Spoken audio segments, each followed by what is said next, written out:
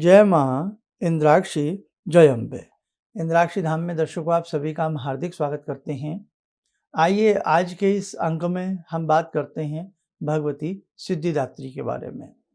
भगवती की नव शक्तियों में नवी शक्ति का नाम सिद्धिदात्री है और उनके नाम से ही पता लगता है सिद्धिदात्री अनेकों प्रकार की सिद्धियों को शीघ्र प्रदान करने वाली भगवती सिद्धिदात्री। देखो, जरूरी नहीं सभी सकाम भगवती का पूजा पाठ करते हों। निष्काम भाव से पूजा पाठ करने वाले, निष्काम भाव से भक्ति करने वाले भी अनेकों प्रकार के साधक हैं। तो यदि हम अपनी भक्ति भगवती के प्रति यदि निष्काम भाव से भी करते हैं और सिद्धिदात्री के स्वरूप को ध्यान में करते हुए करते हैं, तो आप माने न माने सिद्धिदात्री हैं जो 8 प्रकार की विशेष सिद्धियां हैं वो साधक को प्राप्त होती हैं। वो कौन कौन सी सिद्धियां हैं, क्या हैं, सारी जानकारी इस अंक में हम आपको देने वाले हैं और भगवती की साधना का एक सरल मार्ग इस अंक में आप सबको जानने सुनने को मिलने वाला है। आइए पहले आज का हम पंचांग देखें। 28 फरवरी सन 2025 दिन शुक्रवार, संवत 2081, फाल्गुन मास, शुक्ल पक्ष, तिथि आज प्रतिपदा है, नक्षत्र शतभिषा, राहु काल 10:30 से 12, दिशा सूर्य पश्चिम दिशा। जगत जननी की जिस साधक ने भी आराधना की है, भगवती के कृपा उस साधक के ऊपर हो जाती है। कई बार हमारे प्रारब्ध ऐसे बुरे होते हैं कि हमारी साधना का जो विशेष फल है वो हमारे बुरे प्रारब्ध को शुद्ध बनाने में, सही बनाने में खर्च होता रहता है और हमें ये महसूस होता है कि हम इतने लंबे समय से भगवती की पूजा कर रहे हैं, हम इतने लंबे समय से पाठ कर रहे हैं, हमें पाठ का असर क्यों नहीं दिख रहा है। और कई बार तो ऐसा लगता है ज्यों-ज्यों हमारा पाठ बढ़ता है वैसे वैसे मानो मुश्किलें बढ़ती हैं, समस्याएं बढ़ती हैं। उसका अर्थ ये नहीं कि कोई हमारे ऊपर कोई जादू टोना कर रहा है या ऐसा हो रहा है वैसा हो रहा है, नहीं साहब। आपकी जो सिद्धि चल रही है, आपकी जो पूजा चल रही है, वो आपके आने वाले कष्टों को भी शीघ्रता के साथ ला करके उन्हें रिमूव करना चाहती है, उन्हें काट देना चाहती है, दूर फेंक देना चाहती है। जन्मों जन्मांतरों के जो मैल जमे पड़े हैं उन्हें सबको शीघ्रता के साथ धोने के लिए, इसलिए कई बार जीवन में समय बड़ा अजीब सा लगने लगता है, रुष्ट सा लगने लगता है, मन में कुरुंदन सा होने लगता है। तो उन सब स्थितियों से परे निकलते हुए हमें अपनी सिद्धि, अपनी आराधना, अपनी साधना को कम नहीं करना चाहिए, अपनी साधना पर अविश्वास भी नहीं करनी चाहिए। इसलिए विश्वास के साथ भगवती की साधना करनी चाहिए। सिद्धिदात्री हमारी जो मुख्य प्रकार की सिद्धियां उन्हें प्रदान करने वाली हैं। 8 प्रकार की सिद्धियां जो मार्कंडेय पुराण में बताई गई हैं, आइए पहले हम आपको वो बतावें। मार्कंडेय पुराण के अनुसार 8 प्रकार की जो सिद्धियां हैं वो कौन कौन सी हैं? अणिमा, महिमा, गरिमा, लघिमा, प्राप्ति, प्रकाम्य, ईशित्व और वशित्व, ये 8 प्रकार की सिद्धियां हैं। हालांकि ब्रह्म वैवर्त पुराण में भगवान श्री कृष्ण ने 18 प्रकार की सिद्धियां भी बताई हैं, तो वो कभी अगले उस चैप्टर में हम आपकी बात करेंगे। लेकिन मुख्यतः जो ये 8 सिद्धियां मार्कंडेय पुराण में बताई गई हैं और मार्कंडेय पुराण से ही आपको पता हो दुर्गा सप्तशती को लिया गया है। मार्कंडेय पुराण में ही ऋषि मार्कंडेय के द्वारा पूरी दुर्गा सप्तशती का वर्णन हुआ है, उन्हीं के द्वारा ये सब बताया गया है। और मार्कंडेय पुराण कौन है, मार्कंडेय जी कौन है, वो आपको सबको पता है कि मार्कंडेय जी जो हैं उनको अमृत्यु का वरदान प्राप्त भगवान शिव की ही कृपा से हुआ है, यानी कि वो अपनी इच्छा मृत्यु का वरदान उन्हें मिला है। तो बड़े बड़े ऋषि हुए हैं, बड़े बड़े मुनि हुए हैं, उन्होंने नाना प्रकार की सिद्धियों को भक्तों के लिए बताया है। तो मार्कंडेय पुराण में जो मार्कंडेय ऋषि द्वारा भगवती का वर्णन किया गया है वो वास्तव में मेरे साधकों अद्भुत है। और भगवती का सायुज्य जब साधक को प्राप्त होता है तो ये 8 सिद्धियां उसे प्राप्त होती हैं और उसी के साथ साथ अनेकों अच्छे लक्षण भी साधक में प्राप्त होते हैं। थोड़ा आप समझें।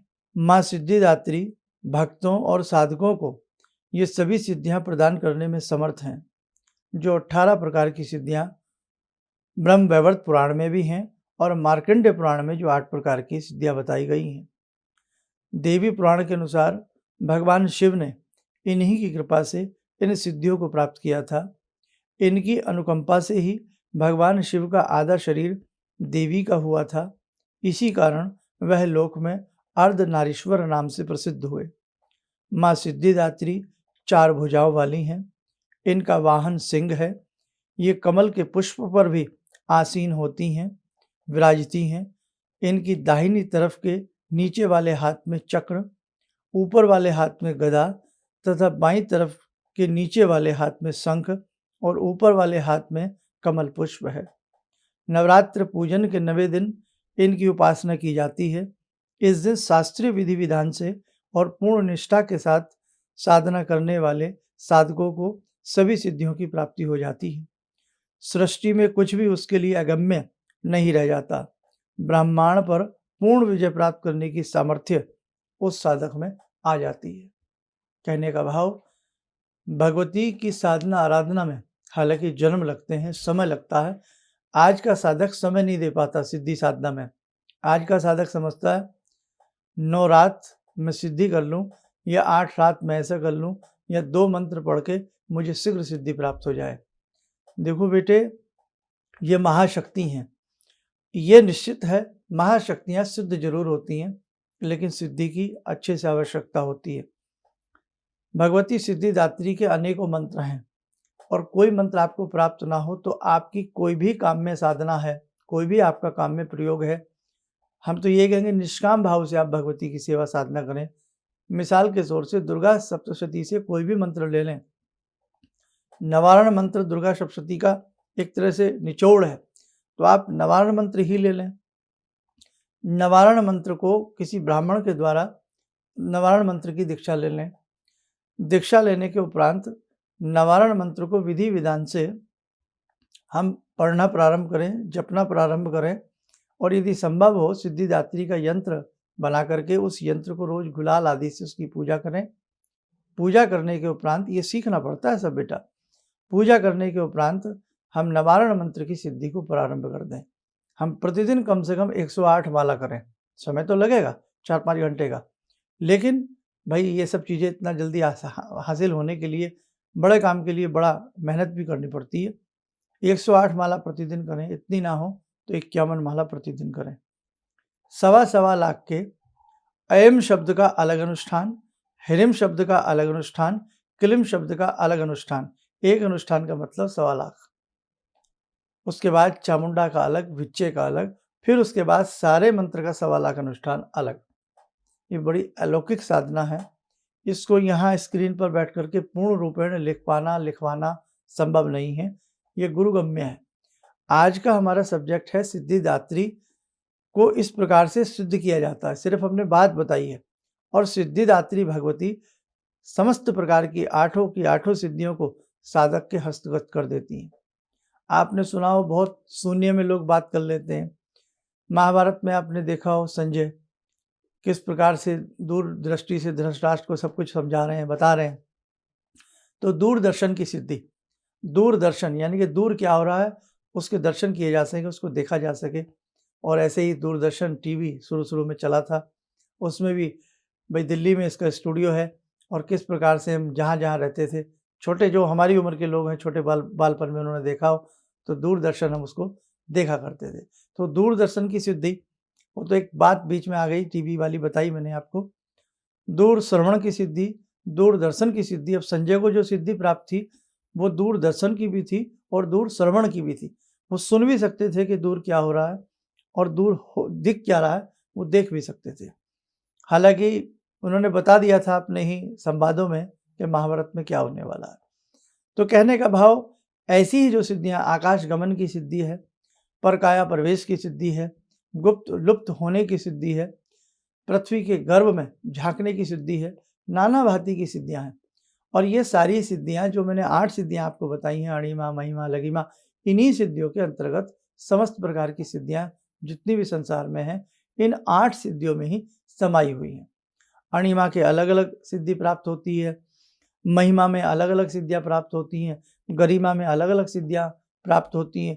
तो ऐसे ही समस्त सिद्धियां इन 8 सिद्धियों में बसती हैं और इन 8 सिद्धियों को प्रदत्त प्रदान करने वाली भगवती सिद्धिदात्री हैं। ये वास्तविकता है। और जैसे-जैसे व्यक्ति की साधना बढ़ती है ना, व्यक्ति शून्य हो जाता है। शून्य, शून्य, ज़ीरो हो जाता है। कैसे? आपके पास कितना भी पैसा हो उस व्यक्ति के पास, लेकिन बिल्कुल सिंपलिसिटी में, बिल्कुल साधारण रूप में वो व्यक्ति रहने लगता है। खाने को आपके पास मेवे हों, पंच मेवे हों, फल हों, कुछ भी हों, लेकिन वो बड़ा रूखा-सूखा खाकर ही उसे संतोष होने लगता है। स्वर्ण सैया की स्थिति भी यही होने लगती है कि स्वर्ण सैया नहीं चाहिए, चाहे बिस्तर ज़मीन पे बिछौना बिछ जाए और वो व्यक्ति सो जाता है। यानी कि एक तरह से उसके भाव, उसे सूक्ष्म में रस आने लगता है। दिखावे की दुनिया और बहुत सारी इच्छाएँ जो होती हैं, वो उसकी स्वतः समाप्त हो जाती हैं। जिस व्यक्ति की जब इच्छाएँ समाप्त हो जाती हैं ना, तभी आनंद की प्राप्ति प्रारंभ हो जाती है। ये वास्तविकता, जब तक हमारे अंदर इच्छाएँ रहती हैं, तब तक आनंद की प्राप्ति होना संभव नहीं, क्योंकि इच्छाओं के बाद इच्छाएँ, क्योंकि इच्छाएँ कभी मरती नहीं हैं, है ना? इच्छाएँ कभी नहीं मरती हैं। जब हम छोटे से थे, तो देखा अपनी ज़िंदगी को 5-10 पैसे के ऊपर ही कैसे गुज़ार लेते थे। भई आप सबके साथ तो नहीं, मैं अपनी बात बता रहा हूँ कि कैसे भई सप्ताह के बाद या 10 दिन के बाद 5-10 पैसे मिला करते थे। और हमसे पुराने भी जो लोग हैं, उन्होंने वो आने वाला समय देखा होगा, 2 आने, 4 आने, 5 आने, तो वो 5-10 पैसे मिला करते थे, 20 पैसे, 25 पैसे मिल जाएँ, 50 पैसे मिल जाएँ तो लगता था बहुत बड़ी दुनिया आज हमें मिल गई है। तो वो ज़माना आनों में रहा, पैसों में रहा और एक उम्मीद थी। फिर मन में इच्छाएँ थी कि जब हम कमाएँगे तो हम ऐसे करेंगे, हम वैसे करेंगे, और जब व्यक्ति कमाने लगता है, तो वो फिर अपनी कमाई का वो भाग बच्चों की तरफ चला जाता, और इच्छाएँ, अब शादी हो जाए बच्चों की, अब ऐसा हो जाए, अब वैसा हो जाए। सारी ज़िंदगी हम इच्छाओं में लिप्त रहते हैं, और यही कारण है कि हमारी ज़्यादातर जो सिद्धि साधनाएँ होती हैं, वो इच्छाओं के तहत होती हैं। मैं पास हो जाऊँ, मेरे बच्चे पास हो जाएँ, मैं जागरण कराऊँगा, मैं अनुष्ठान कराऊँगा, मैं वहाँ जाऊँगा। तो हमारी सारी ज़िंदगी हमारी इच्छाओं के साथ चलती है, और बहुत सारी पूजा-पाठ, जागरण, जगराते हम अपनी इच्छाओं की पूर्ति के लिए ज़्यादातर करते हैं। मानोगे नहीं, ये बात फैक्ट है बेटे, हम चाहे कहें या ना कहें। यहाँ तक कि किसी धर्म क्षेत्र में जाकर भंडारा करना, कुछ करना, कहीं न कहीं हमारी इच्छाएँ पूरी होती हैं या पूरी होने का संकल्प लेकर के हम ऐसा करते हैं। लेकिन जब निष्काम भाव से हम किसी सिद्धि को, साधना को हम करने लगते हैं, हमारे सभी इच्छाओं का दमन हो जाता है, और इच्छाओं का दमन करना, इच्छाओं में इच्छाएँ ना रहना, ये भगवती ही कर सकती हैं।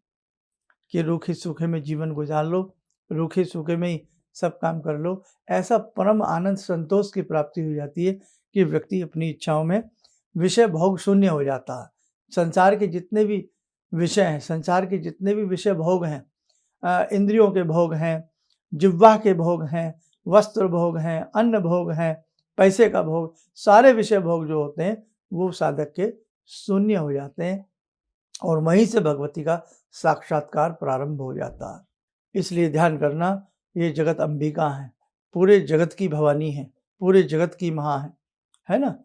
तो भवानी की सेवा बेटे बहुत सुंदर तरीके से करना, और कभी किसी साधक की पूर्ण रूपेण इस प्रकार की सिद्धियों में इच्छा जागृत हो, तो आने वाले शीघ्रतम के समय में आप लोग इंद्राक्षी धाम में आना, और वहाँ बहुत सारी चर्चाएँ आपके साथ बैठ कर के हम लोग करेंगे।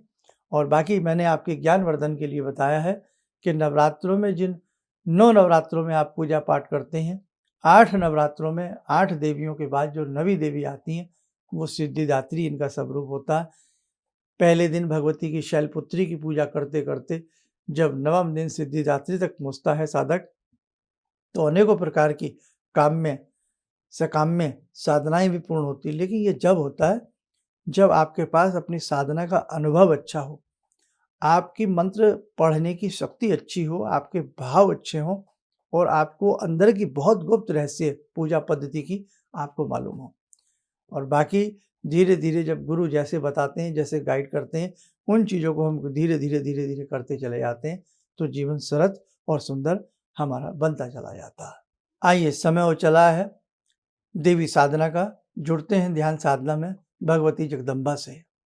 ॐ सिन्दूरारुणविग्रहां त्रिनयनां माणिक्यमूलस्फुरात् स्तारानायकशेखरं स्मितमुखी बापेन वाक्षोरुवां पाणिभ्यामलपूर्णरत्नचषकां रत्नोत्परां बिभ्रति सौम्यां रत्नगटस्थरक्तचरणां ध्यायेत् पराम् अम्बिकां खड्गं चक्रगदेषु चापपरिगान् चूलम्बुसुण्डिं शिरा शङ्खं संदधतीं करे स्त्रीनयनां सर्वाङ्गभूषावृतां नीलासमद्युतिमास्य पाददशकां सेवे महाकालिकां यामास्तो स्वपितैहरो कमलजो हन्तुं मधुं कैटवम् विद्युद्दामसमप्रभां मृगपते स्कन्दस्थितां भीषणां कन्याविहकरवालखेटविलसा धस्ताविरासेवितां हस्तैश्चक्रगदाशिखेटविशिखां चापं गुणं तर्जनीं विप्राणामलिलात्मिकां शशिधरां दुर्गां त्रिनेत्रां भजे। कवच बना लें, ध्यान करें, जगदम्बा का शुभ आशीष हम सबके ऊपर बरस रहा है।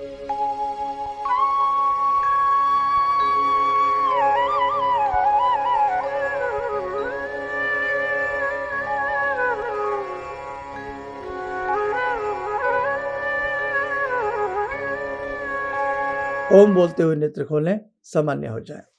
साधकों, आने वाले समय में हमारा पूर्ण प्रयास रहेगा जगत जननी की कृपा से अनेकों प्रकार की गुप्त रहस्यों वाली सिद्धियां आपके संग बांटी जाएं, आपके संग शेयर की जाएं, ताकि जीवन में भगवती का सायुज्य हम सबको सुंदरता के साथ, सहजता के साथ प्राप्त हो सके। चलिए, आप सब लोग सुखी रहें, स्वस्थ रहें। इन्हीं शुभकामनाओं के साथ हम अपनी वाणी को विराम देते हैं। जय जय अम्बे। जिंदगी के इस प्रवाह में तमाम लोग डिप्रेशन के इस हालात से गुजर रहे हैं। सफलता असफलता अपनी जगह की बात है, लेकिन पता नहीं कितने सारे लोगों को इन्होंने डिप्रेशन से उबारा है, नया मोटिवेशन दिया है काम का।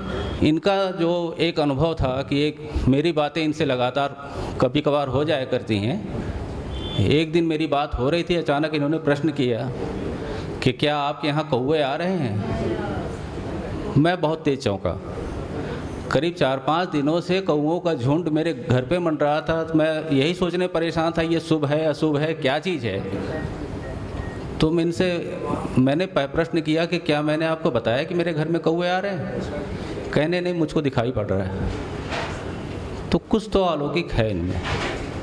दूसरा क्या, जो इनका उद्देश्य है, जब महाकुंभ में आए थे, मेरी इनसे वार्ता हुई तो मैंने इनका उद्देश्य जानना चाहा कि किस उद्देश्य के लिए आप काम कर रहे हैं। तो जो उद्देश्य उन्होंने मुझको बताया, मैं मन से इनके उद्देश्य के साथ जुड़ गया। इनके साथ तो जुड़ा था ही, अब इनके उद्देश्य के साथ भी हूँ मैं।